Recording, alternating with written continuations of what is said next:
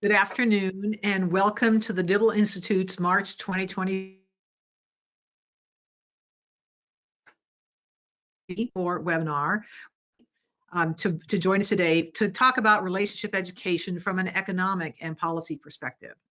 So before we get there, next slide. Did I say my name is Kay Reed, and I'm thrilled to have you all here. So with us also is Kim Krauth, who's our engineer. She's sitting behind the scenes and you'll hear her pipe up a little bit. So if you can't hear us, the easiest thing for you to do is exit and re-enter or call in using the phone number on the email that you got with your registration. That usually solves the problems. I'm going to have you go over and find your hand. I mean, I know you know where your hand is, but the one on this on your dashboard, on your dashboard, if you could please raise your hand if this is your very first Dibble webinar. It's always fun to see who's new. Let's see, I'll give you another few seconds. It's kind of leveling out. Okay, about 10% of you are new. Okay, so that's good to know. And then also we have a handout for you on the control panel that you can download. It's the report that our speaker wrote, as well as there's a questions box. Please don't chat in the chat. I know that sounds counterintuitive. Just please, if you have something to say, a question to ask, please write it into the question box and I'll be monitoring that. Okay, next slide. We're going to fly through these since most of you are well acquainted with the Dibble Institute. You know, we were started by Charlie and Helen Dibble, who saw issues related to young people and their confidence in maintaining long-lasting, healthy, monogamous relationships. They also saw problems with young people whose parents were breaking up, and so they decided to fix this. And what prescient, wonderful people they were, but great visionaries. Okay, next slide. So last year, we've been doing this about 30 years. Last year, we, meaning you, people who are our clients, reached, we estimate conservatively, about 126,000 young people, ages 12 to 29 is how we roughly define young people at these points. We're independent. There's nobody behind us. There's no Oz behind us on the screen, and we're national. And we rely on people like you to help us fulfill our mission, which is, I think that's the next slide. So what we want to do, we're in this very niche area, helping young people gain the skills and knowledge they need to gain agency in their intimate relationships. You know, we talk to kids a lot about sex. I mean, some places we don't talk about sex, but I digress. We talk to them a lot about other life skills, but we hardly ever talk to them about the life skills surrounding their most intimate relationships. And so that's really the niche that the Dibble Institute fills, and we're really happy to be here. Okay, next slide. And we have some core beliefs, core values. So one is we believe in research. We're really big fans of science. And so that means that when you teach a program of ours, you know it's based in science, based in research, and it also means that we research it on the other side. Research, as I found out, is just our science is just like, can we ask that question again? So people who say, like, last week chocolate was good for me and this week chocolate isn't, what's going on? Well, science finds out new things over time, and it just evolves. It's easier to think of it as an evolving science, evolving process. So this means that when we learn new things about relationships, we learn new things about young people, we integrate it into our programming. So what we have is really up to date. Okay, next slide. And we're super big fans of safe, stable, and nurturing families. This is where we believe young people are raised to be their most productive selves. We're big fans of marriage, no apologies there. But we also recognize that there's many other family forms that are stable, safe, and nurturing, and not every marriage is stable, safe, and nurturing. So what we're hoping we can convey to young people is the confidence that they can create the safe and stable, nurturing family that they want to achieve a really great place to raise kids. So that's kind of our bottom line on family formation, is safe, stable, and nurturing. Okay, next slide. And finally, we believe relationship education is for everybody. I mean, I've taken relationship education classes. I give it as a present to my young relatives as they embark on their own marriages. It's for people who will never marry. It's for young people. Like I said, our programs go down to age 12. We're now going to be releasing something in another month or so. It goes down to 10. You know, every age, every stage can be use a little something. And it doesn't really matter who you love. It doesn't, I shouldn't even say that. It doesn't matter who you love. Everybody can be, every relationship can be improved, and it doesn't matter the flavor of your partner. What's important is you're on the same page, you communicate well, you know how to solve conflicts, and you have a picture. All righty. So next slide, please, Kim. So today, Dr. Jocelyn Weichel, sorry, ooh, she told me how to do that. Weichel, sorry, is joining us. She's with the BYU School of Family Life. And what's most interesting about her, most of us live in this world of talking to individuals about their relationships. And Jocelyn lives in the world of looking at the macro picture. She looks at economics. She's seeing this as groups of people moving through the system and what are outcomes for people in general. So it's a very interesting perspective. And let's have another hand raise here for a second. How many of you are involved in policy work? Let's see, let me define that. How many of you like go talk to legislators, go talk to people up in Washington, D.C. at ACF or OAH or OPA? If you don't know what these mean, then it's okay. People who know. How many people actually go do policy work? Okay, about 5%, about 5%. Okay, let's put down your hands. And how many people would like to do policy work? How many people aspire to do? I love it. It's super fun. Okay, way more people are aspiring to do policy work. Well, I'm hoping at the end of this, we'll get a much better perspective on what we can say to policymakers in terms of this world of relationship education, this world of family formation. And if at some point there's interest in how do I do advocacy work, we'd be pleased to have that as a webinar as well. All righty, so Jocelyn, why don't you pop up? I didn't read your whole thing because it's so exhaustive and wonderful. We'll just welcome you to talk about relationship education from a policy and macro perspective. Thank you for joining us today. Thanks, Kate. It's a pleasure for me to be here sharing this presentation with the Dibble Institute. I really resonate with a lot of the things that the Dibble Institute stands for. I love this focus in having things be based in research. I think that's really important in delivering this kind of content to people young and old. I think relationship education is for everyone. I also have done relationship education to try and improve my family relationships. And I see great value in it, both from a personal level, but also from a lot of the research that I've studied. So I just want to make sure that everyone knows that the things that I'm sharing today are based in research. I tried to very much align what I'm talking about with current research and try and share with you some of the new exciting research that is coming forward about families and about relationship education, so that talking to policymakers, you can sound like this isn't just anecdotal, this isn't just something we hope for, so that we can show them concrete evidence that these things work.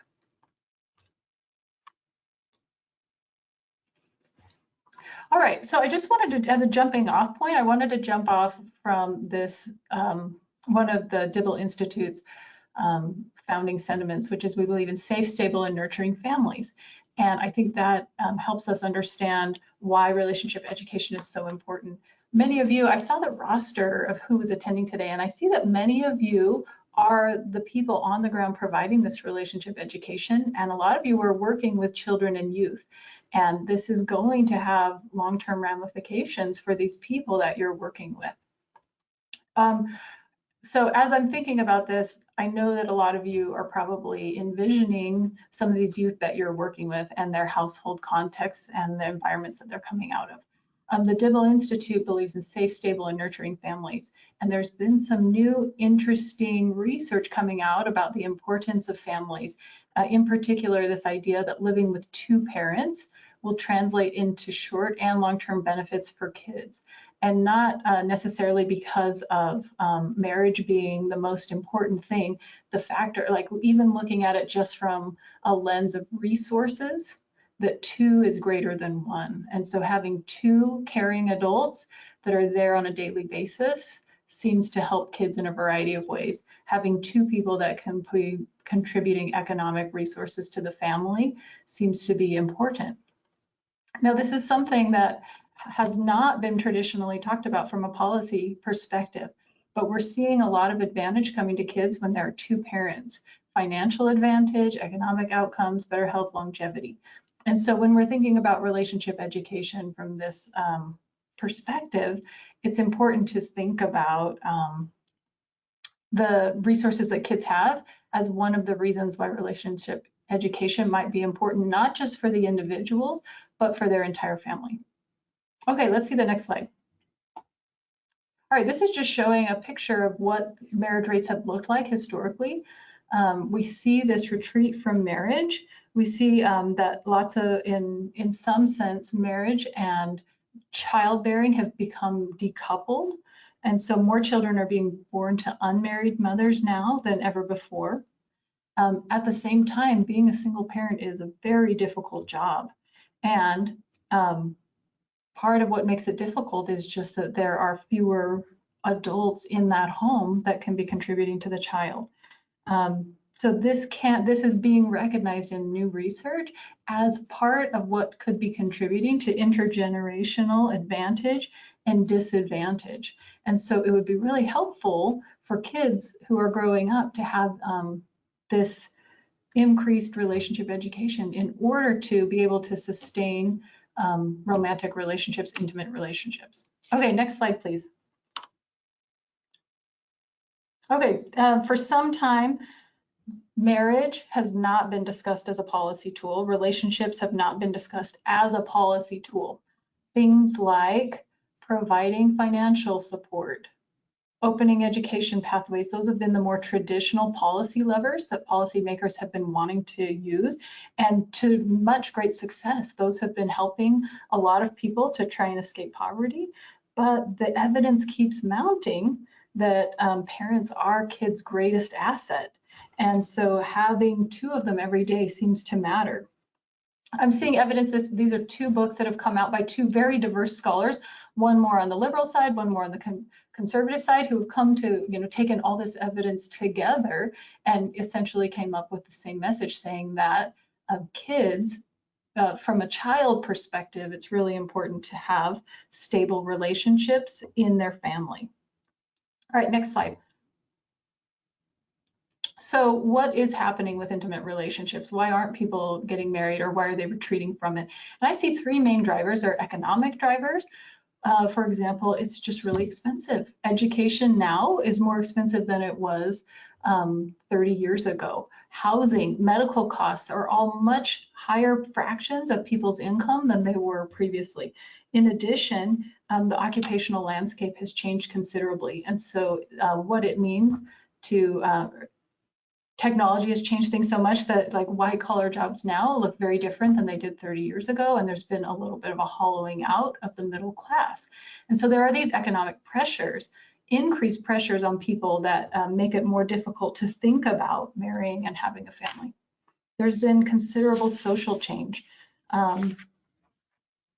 We're experiencing this decrease in social connectivity on almost every metric. Decreased time with other people in any context, decreased involvement in social interactions, decreased feelings of feeling connected to the people around them, and then increased feelings of loneliness. Even when people report being in the same room as other people, there can be loneliness present. And so that tells me that socially, we're just experiencing changes that make it hard for people to experience human connection, and that this is widespread, and this is risen to the level of being a social an issue. It's not just an individual struggling. Right now, 25% of Americans feel lonely at any given time, and those numbers are even higher when just focusing in on young adults. Those people have the highest levels of feeling loneliness at a time when they should be able to socialize, when they have autonomy, when they're leaving home. That's a time when we would think they should be able to have large social networks and growing social networks. It's exactly the time when they report feeling quite lonely and socially isolated sometimes. So this is having huge implications in terms of relationships. I think this lack of social connections could be contributing to shifts in our institutions, shifts in the way that people are navigating society. They have huge health costs.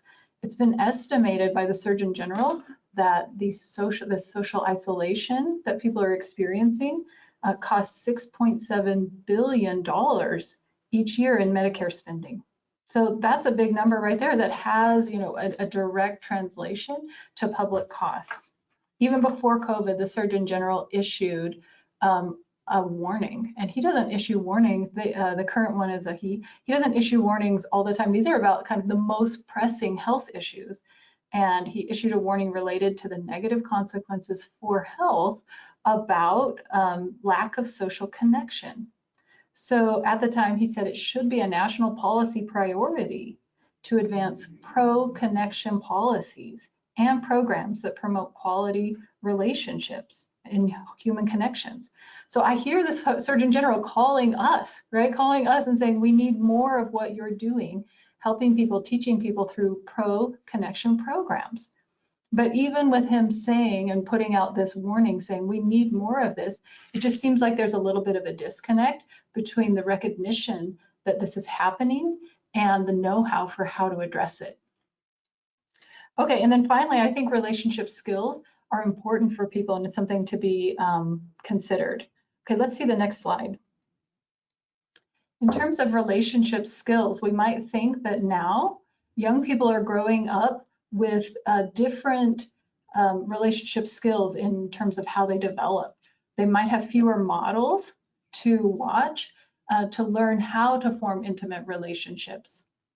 We see media, we know that media matters, and what is portrayed on media has an impact on how people approach their intimate relationships. So if media is distorting what an intimate relationship looks like, how easy or hard it is, or how to navigate conflict in those relationships, that can have ramifications for how young people try and navigate those on their own. And so if people are having fewer real life models and then are turning to media when media was just, a script written by a screenwriter or something, it just seems like there is maybe going to be a decline in relationship skills. There is less social interaction, like I just talked about, and that means fewer opportunities for young people to practice what it means to be in an intimate relationship. I've put up a graph here for you to see what's been happening in terms of dating among high schoolers. Okay, and I encourage you right now, just so that you can be on my same wavelength, let's talk about that very bottom line, that dotted line that's blue, that's looking at 12th graders. That's just tracing how many seniors in high school are not dating. Okay, so back in 1976, it was quite unusual for someone to never date. Only around 15% of people said they were never dating. And now that has changed dramatically. Now we're closer to 50% of high school seniors never date. So we just see big shifts in how often people are practicing having intimate relationships, doing something as low stakes as going on a date or spending time developing intimate relationships during high school.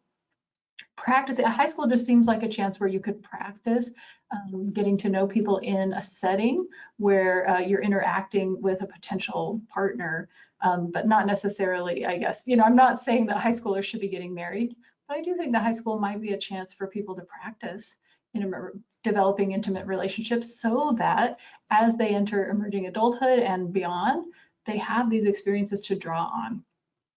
I personally had a lot of cringy dating relationships. I was pretty bad at intimate relationships when I was in high school, and I'm glad that that happened for me during high school when the stakes were low, when nobody was looking to get married, so that I could practice developing these skills. These are big social changes that I think relationship education can help address. I think that these intimate relationships and family relationships are worth addressing, considering that they are at the heart of many social difficulties that we see happening right now. Okay, next slide. All right. I probably don't need to introduce what I mean when I say relationship education, but I just wanted to be clear for everyone. I'm talking broadly about relationship education. I'm talking about any program that's teaching people how to strengthen family relationships.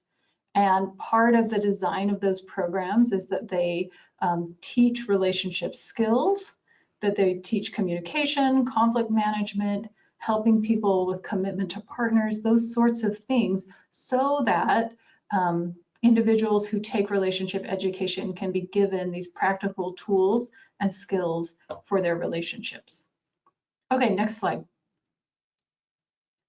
Now, I see relationship education as an important piece of our policy solutions to support families.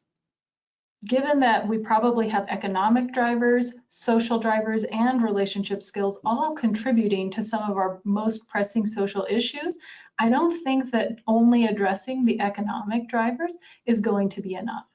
And it seems like in the past, that's been a lot of the approach. Let's think about subsidizing families. Let's think about helping people with obtaining education in terms of college.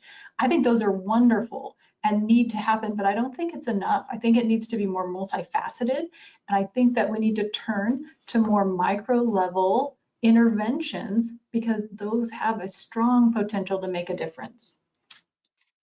I think there are many groups around the country. The Dibble Institute is an excellent example of this, who are doing this work and understand how important relationship education is at an individual level, and that the potential for change that happens during relationship education is not easily duplicated with giving people tax subsidies or other economic policies alone. Okay, next slide. All right, so in talking about relationship education, Dr. Alan Hawkins and I wanted to pull together some of this evidence for why policy support for relationship education makes sense. So we worked with a group of undergraduates to do all this research, and we came up with some key areas where we think that relationship education has an impact on social issues that are potentially costly from a social perspective, from a government funding perspective. But before I dive into those, I just wanted to talk about some of the broad themes that I learned from doing this research. And that is that it was reiterated to me that relationship education is effectual. It does have a proven record to improve outcomes in a variety of settings. And I know that that is in part because of the improvements that are continually made by people like you in the delivery and design of these programs. And I think that also needs to continue.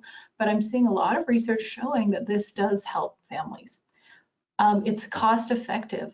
And a lot of the reason that I think it's cost effective is because it's teaching people skills that will prevent later issues in their families. It provides resources to them that they can then draw on later to diminish risk factors that they might face. And so we are seeing a high bang for the buck.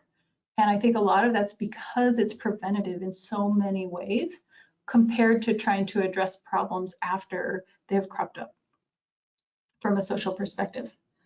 Okay, so together we were gathering a bunch of scientific evidence that I'd like to share with you about some of the more costly social issues. Okay, let's see the next slide. Okay, here are the issues that I studied with my students. We studied divorce, children's mental health, children's academic outcomes, foster care, teen pregnancy, incarceration, domestic violence, to see if there were direct connections with those issues and their costs in terms of public funds or taxpayer dollars. And in doing this, I felt like this was a really long list. But in going to policymakers, the truth is policymakers kind of have short attention spans, and this might be too many to approach them with. So I wanted to get some help from you. And so we're going to open up a poll. I wanted to get your sense about which of these are kind of our highest policy proposals. So I put the question to you: if if you had to pick one, if you were going to say relationship education could just fix one of these social issues, which one do you think is most important? And this will help me just in knowing, like, how should I prioritize thinking about these if I have just limited bandwidth to try and catch policymakers' attention? So go ahead and take the poll and let's see what everyone thinks.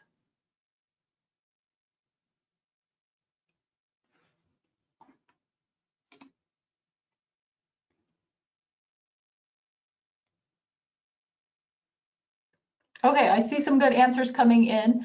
All right, I think this is interesting to me, that the answers seem to be kind of centering around children's mental health and domestic violence. So that's really helpful for me, and that's good for me to know that these are probably the two that we would want to really focus on. I think I didn't even have room in the poll to put all of them, and I know that all of them are potentially important, but I just thought that maybe that would be good to think of those four. Okay, well then that helps me also want to talk more about children's mental health, and maybe we can, you guys can help me more in thinking about that one after you see what I have to share with you. Yeah, there we are. Children's mental health, domestic violence are popping right up. Yeah. Okay, so that's interesting. Domestic violence. Yeah, we'll get to it. When I go through each of these topics, we'll talk about why this may be useful for policymakers to know, and in thinking about public funds versus human costs. Okay, all right, next slide, please. Okay, so in doing this, I just want to go through each of these topics with you and kind of map out for you what some of these costs look like in terms of the public funds, and then what relationship education can do to reduce that demand for public funds. And I think I've said this already, I just want to reiterate that it feels a little bit funny sometimes to be kind of minimizing the human cost side of things or the individual experience side of things, and to be focusing more on the dollars and the cents. And I don't want people to misinterpret why I'm doing that and how I feel about the human cost.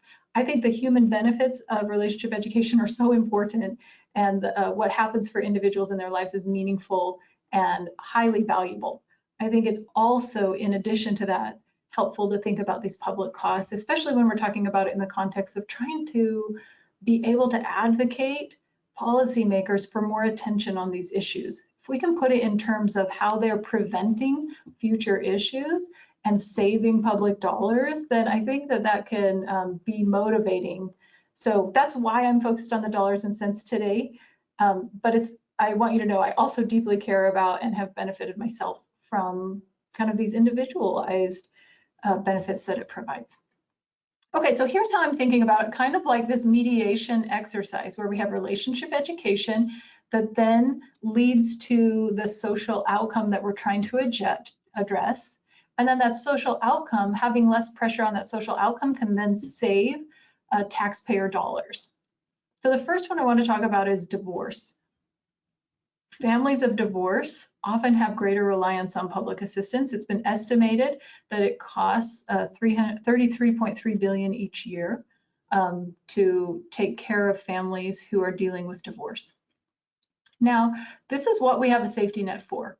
The term itself, safety net, means that, you know, like I picture, when I hear that, I picture somebody on a tightrope walking along and, you know, falling off, and we want to have a net there to catch that person, right? So that this is a temporary situation that they're dealing with and not something that they get stuck in or trapped in, right? And so this is why we have safety net programs, and this is a good thing for families who are experiencing divorce to have that safety net to be able to draw on.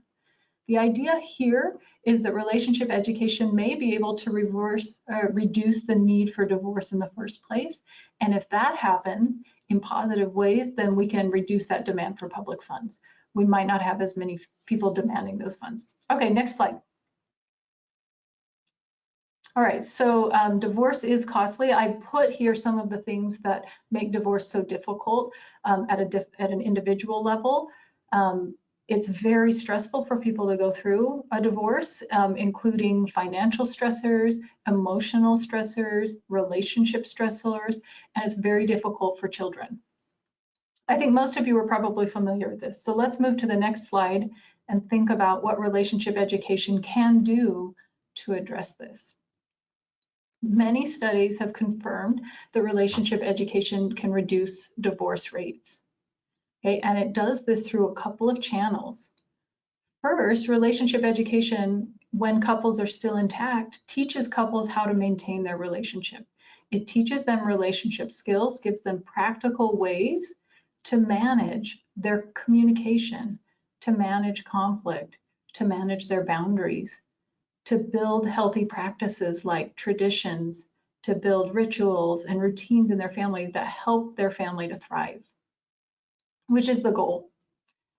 It also provides couples with resources that they can draw on when they need to, if they ever hit a time of crisis. So relationship education, connecting people to resources, might not be helpful in the short term immediately, but it then teaches couples how to seek out resources and find those resources when they might come to a time of crisis.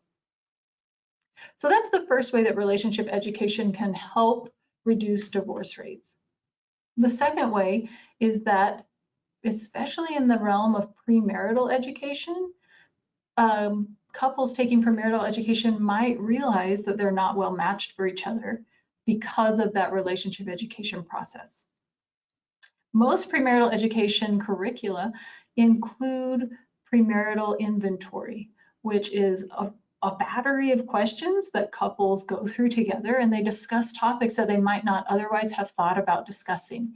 And this gives the couple a chance to see if they can communicate about hard things, to learn about each other, including their past issues and how they dealt with them. And if there are current issues, it gives them an opportunity to talk about them and to make sure that the couple is completely on the same page about who each other are. Sometimes during that process, couples realize that they aren't well matched, and then they are able to dissolve the relationship before it progresses to marriage and eventually ends in a divorce. I know that's painful to talk about, to say, well, one of the good things about premarital education is that it might dissolve couples. In my mind, it would be easier to break off an engagement or break off a relationship before marriage than to have it ultimately end in divorce a couple years down the road. And so I see that as kind of the lesser of the two painful options for that couple at that point. So that people can go on to develop relationships that are better matched for them, that they can become their best selves with a new partner. Okay, let's go into the next slide. Remarriage. Remarriage is an important part of the divorce picture because couples who remarry are at higher risk for divorce. Relationship education courses for these couples, typically in the past, if it's just a generic relationship course, it's less effective for remarried couples. However, for couples that participate in relationship education that's specifically designed for remarriage, they have positive outcomes from it. And these relationship education interventions are helpful on a variety of factors in terms of co-parenting, relationship satisfaction, and communication. So we're seeing that relationship education can help people strengthen their marriages, strengthen their intimate relationships, so that they're not as likely to end up becoming divorced in the end. Okay, next slide, please. All right, let's talk about children's mental health. Many of you are interested in this from a policy perspective. And so let's see if this could shed some light for you on how to think about this from the costs, the social costs, and the government costs. Children's mental illness is not cheap. This is something that many medical providers are tasked with helping with. It's a multifaceted thing to address children's mental health issues. Some of these kids, have private insurance and their families are covering the costs of it. But many of these children don't have access to it through private insurance and rely on public sources of insurance like Medicaid or CHIP. And for these children, we can see a direct connection between mental health and the demand for public funds. It's also the case that many schools try to help with addressing children's mental health. in terms of school counselors, regular teachers, and school psychologists. They're all interested in helping children have high well-being and addressing any mental health challenges that they have. So we see several channels for public support for children with mental health struggles. Okay, and that's going to be costly. That's going to be something that we're paying for. But as we're invested in kids, we want to be paying for that. Let's see what relationship education can do to alleviate that. Okay, next slide, please. Okay, most of the research on relationship education related to children's mental health was about their parents. Okay, so there are connections between children having high levels of well-being and their parents' relationship quality. So providing relationship education to parents has a downstream impact on their kids to help them have higher well-being. Having instability in the home, having disruption to parent relationships, and a difficult home environment, there's a lot of research connecting that to difficulty for children in terms of emotional and mental health functioning. And so providing relationship education to parents has bigger spillovers for their children that can last for a long time. That's it. I was disappointed that this is the state of the research about children's mental health, right? I wanted to see solid research connecting relationship education for youth, relationship education delivered to teenagers with their mental health. And the truth is, I could not find that research out there. So for any of you academics who are listening today that are involved in relationship education program evaluation, I hope to put this on your agenda as something that you're interested in studying if you have the bandwidth to, because that's an area that's been virtually untapped. Although I would like to believe that those links are strong and that are there and making a difference in these kids. I think a lot of you probably do this work every day and say, absolutely, I see this. I see the evidence of this every day. It just hasn't been studied yet. And I was disappointed to not find more on this. So an area for future study, and as my follow-up report next year, I'm hoping to have a lot more research on that you guys maybe have contributed to or helped with. Okay, next slide. All right, I guess I should say, oh, okay, I did see these two studies. Let's talk about those. We see that looking at relationship education from the point of view of parent and child relationships, that is helpful. But I'd really love to see more research on what's happening for kids, the relationship education that kids are getting in terms of intimate relationship development, that I imagine that's really helpful for their mental and emotional health. And here's how I'm thinking about it. You know, teaching someone the importance of consent in an intimate relationships, teaching somebody that their feelings and values in that relationship matter, and that they're valuable and worth it, and that they don't need to be pressured in the relationship to be someone that they're not. I'd like to think that gives them self-confidence and reiterates their own self-worth, which would help with their mental health. So I can imagine really important direct connections to this, and I'm just not seeing the research there yet, but hopefully it's coming soon. Okay, next slide, please. All right, children's academic outcomes. Not as many people were interested in this in terms of like the importance from the policy perspective, which is interesting to me. There's not as much research on the mental health piece, and that's what people are saying is really important. And I think it is important a lot because we work with kids and see the toll that it takes on kids when they're not functioning well from an emotional perspective. Okay, guess what area does have lots of good research on it? How relationship education might help with children's academic outcomes, and how academic outcomes are really important for public funds.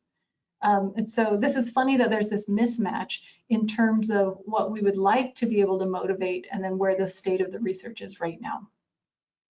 The research right now on children's academic outcomes is really about kids and when they grow up. Okay, so kids growing up with strong education with good academic outcomes are more likely to graduate from high school. They're more likely to go on to college. They're more likely to have stable employment as an adult. And all of those factors are really important in terms of reducing poverty, reducing their participation in crime, reducing homelessness, which are all very expensive social issues, right? And so saying increasing education for kids, it's kind of easier to track those dollars in terms of their outcomes, maybe than something that feels a little bit less connected to dollars. You know, when we're saying someone's working and so they're contributing to the tax base rather than getting government support from the tax base, those dollars I think are a little easier to connect. So we're seeing more in terms of research being able to connect the dollars. So not only do they draw on public funds less because of lower poverty rates, lower crime, lower homelessness, they're also contributing. If they have stable employment, they're regularly contributing to the tax base and helping with those public funds. All right, next slide. All right, so what do we know about relationship education and children's academic outcomes? We know that lots of times relationship courses, education courses, are emphasizing things like skills for communication and building relationships. And this is especially important when thinking about relationship education for parents. I said earlier that time and time again, research is showing that parents are kids' greatest asset. And so the more that parents can really get comfortable in that role, feel supported in that role, to be able to help their children grow in healthy ways, that's going to pay huge dividends as those children continue to grow up and have an easier time as they can communicate well with other people in other interactions in school settings, as they're feeling better in terms of their emotional health and academic outcomes. And so lots of times the relationship education channel is through helping the home environment and supporting parents. That's a theme that we'll see throughout all of this research that I'm sharing. Okay, next slide, please. All right, foster care.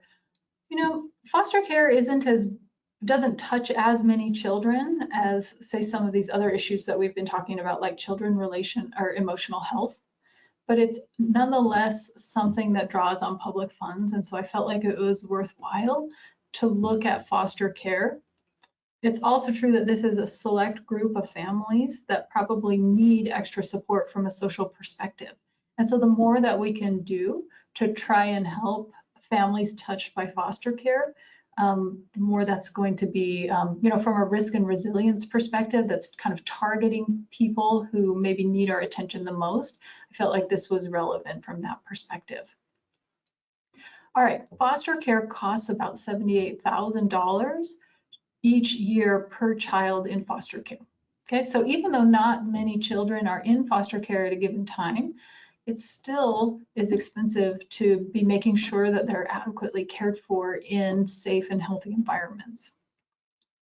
Okay, so with that many kids in foster care, I mean, and then I see these numbers and it kind of pains me to say there aren't very many kids in foster care, because I see that number 400,000 and I say that's way too many kids.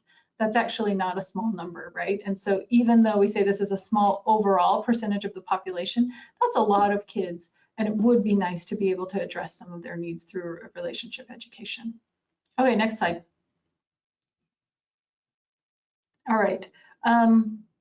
Foster care, relationship education and foster care probably has an impact through two channels. One is that it can be preventative. It can help families build healthy relationship practices before the issue, something so serious as removing a child from the home, becomes the most viable option for the family.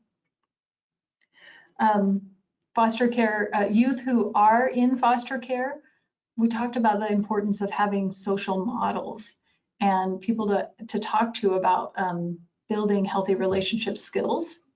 Relationship education can start to address that gap if someone feels like they don't have good models in their parents to help them, or if they have foster parents that aren't, you know, long-term stable, that's just a temporary situation that they don't feel like they can rely on as a social model to help them, you know how to navigate intimate relationships long-term.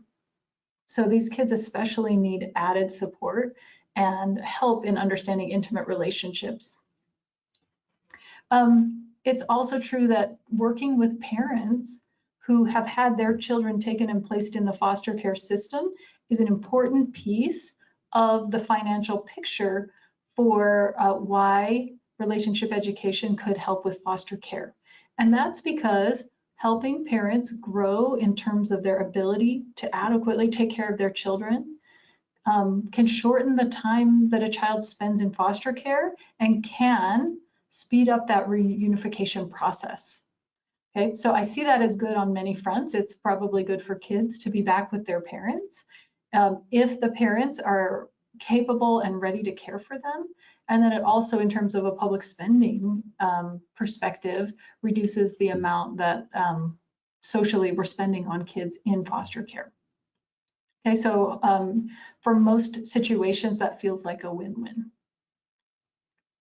So making relationship education more accessible to youth and parents involved in the foster care system can promote the well-being of many people and reduce the cost of that system. Next slide.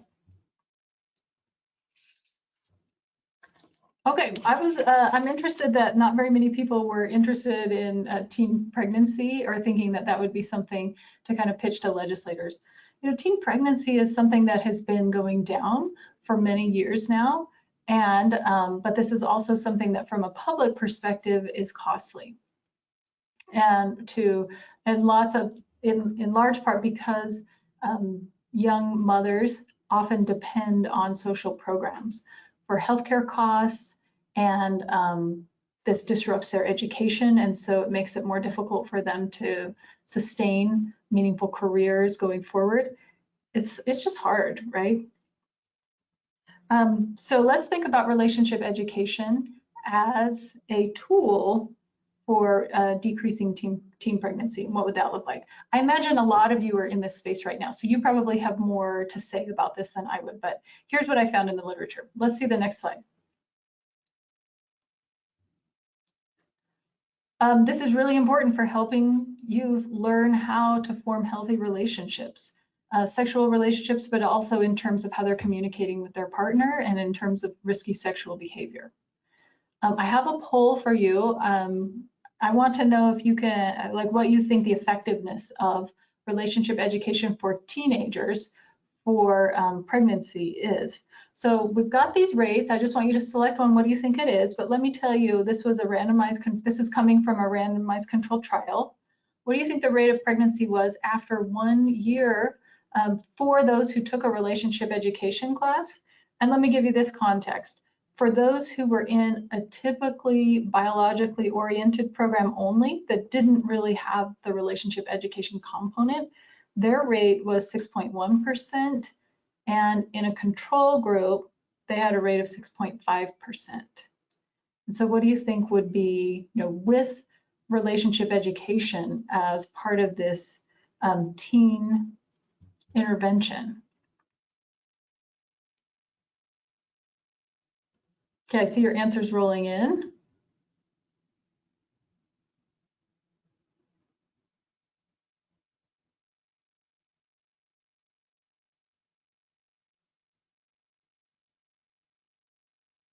Okay, let's close the poll. Let's see what people were thinking. Yeah, so 31% of you thought that we saw a 3.5% rate of pregnancy after 1 year, and that's correct, which is much lower than a control group or a group that only had the biological portion of the program. So that tells me that teaching children or teaching youth about intimate relationships is something that they're ready for and that helps them make these decisions long term. So even if this isn't something that taxes, you know, the public funds to a large degree, it seems very important in terms of the research showing how effective relationship education is at such a pivotal time in a person's life that has the potential to change their trajectory long term. So I thought that was really important to share with you. All right, I think I don't quite have enough time to go through all the topics. I'm sorry. Let me just kind of summarize what we know about domestic violence.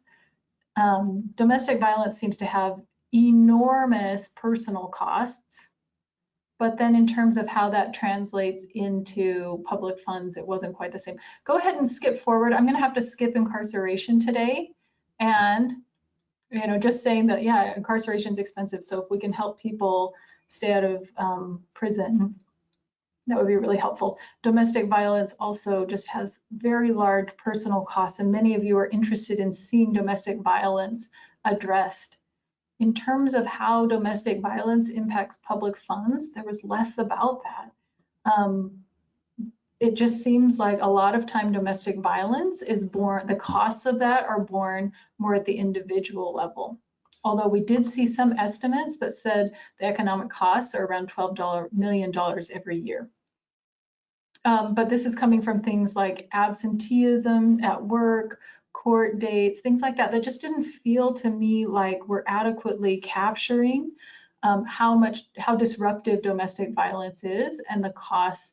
I think a lot of the motivation, I think this one's harder to motivate from a public funds perspective because a lot of these costs are just so individualized. All right, so in sum, let's go to the next slide. In sum, I just wanted to talk to you about, keep going to the next slide. I'm sorry, I'm having to skip through some of these kind of quickly. In sum, I just wanted to wrap up with a couple of policy recommendations, based on the research that has been brought together for this presentation, so that you can go away with some concrete ideas about how I hope to see things moving forward and the things that I plan to do moving forward in my conversations with policymakers and policy influencers. So first, I think that relationship education should be implemented on a broader scale. I wish that more people, more youth, more couples, more parents, at all levels, I hope that more people can have access to these important programs. Right now, they're often funded through the Administration of Children and Families. And I think that this should absolutely continue to be funded and supported. And, if possible, broadened, especially with calls from other areas of government saying we need more coordination. The Surgeon General saying we need to coordinate more with across other agencies so that we can better spread pro-social policies.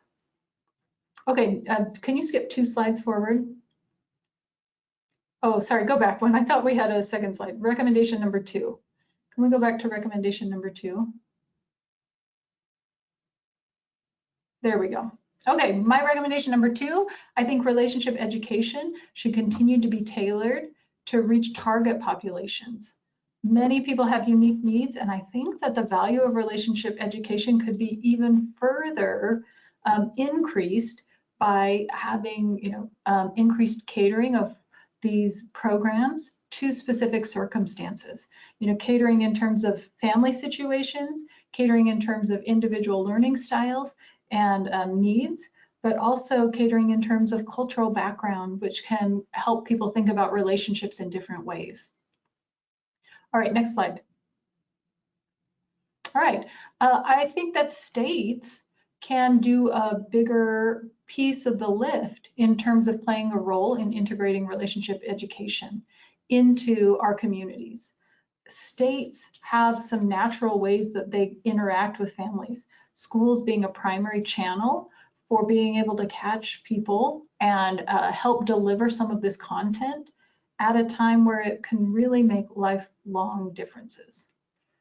Every person who's getting married has to connect with their state government in order to get a marriage license, and it seems like that would be a natural place where they could broadly help people understand the resources for marriage education, and even, in my wildest dreams, help people find that and encourage that, incentivize that at that stage.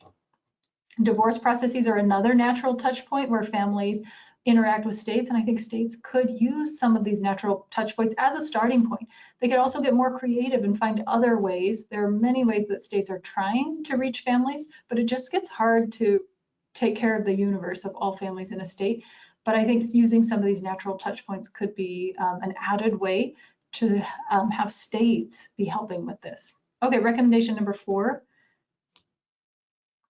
I think that we can tap into more funding.